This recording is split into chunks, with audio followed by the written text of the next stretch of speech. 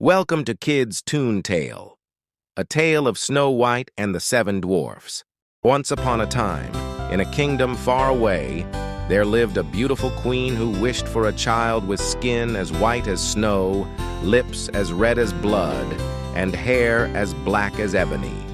Her wish was granted, and she gave birth to a baby girl whom she named Snow White. However, the queen fell ill and passed away shortly after giving birth. The king remarried, but the new queen was wicked and vain. She possessed a magical mirror and would ask it every day who the fairest in the land was. As long as the mirror answered that she was the fairest, she was content. However, as Snow White grew older, the mirror declared that Snow White had surpassed the queen in beauty. Enraged with jealousy, the wicked queen ordered a huntsman to take Snow White into the woods and kill her. The huntsman, unable to carry out such a cruel act, let Snow White go, advising her to flee into the forest and never return. He told Snow White the whole scenario and left. Snow White was all alone in the forest. She was scared and completely unaware of the way to find her way out of the woods. She started sobbing and running through the stones and thorns. It was getting dark when she finally saw a small house. She took a sigh of relief and approached the house. She entered the house but found no one there. Everything in the house was little. The house looked messy. She cleaned the house, and when she was exhausted, she lay across 7 small beds in a row. After some time, the residents of the house, 7 dwarfs, returned from an exhaustive day at the mines. They were startled to see their house so clean. Then they saw Snow White sleeping in their beds. They screamed with shock. Snow White woke up hearing them shout. She too cried out in astonishment. Then all the dwarfs introduced themselves to Snow White and asked who she was and what she was doing in their house. Snow White acquainted them with the whole incident with the huntsman and how she found her way to the house of the 7 dwarfs. The dwarves felt pity for her. They told her that she can stay in the house if she can help them with the household chores and make them suppers.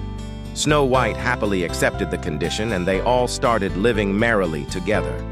During the day when she used to be alone at home, she used to play with the small birds and animals around the home. She was very content with her peaceful life.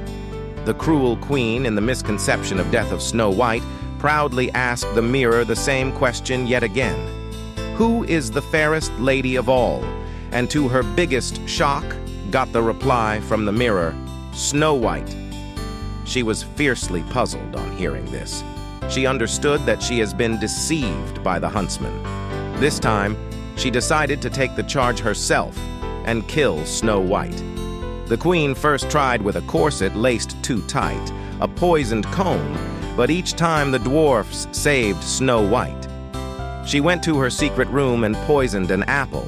It was so heavily poisoned that even a small bite could kill the person who eats it. She impersonated herself as a hag and left for the dwarf's house. Reaching the dwarf's house, the wicked queen knocked on the door. In order to keep her safe, Snow White was forbidden by the dwarfs to open the door to strangers. Snow White opened the window and asked the purpose of the old lady at the door. The queen in disguise told Snow White that she is selling the tastiest apples. Reluctant to take it at first, poor Snow White fell into the trap and got enticed by the beautiful apple.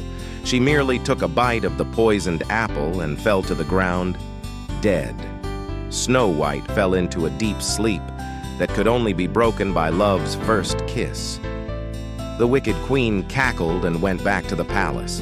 Once again, she asked the mirror who was the fairest lady of all. This time, the mirror replied, "You, my queen." She gave a loud, evil laugh.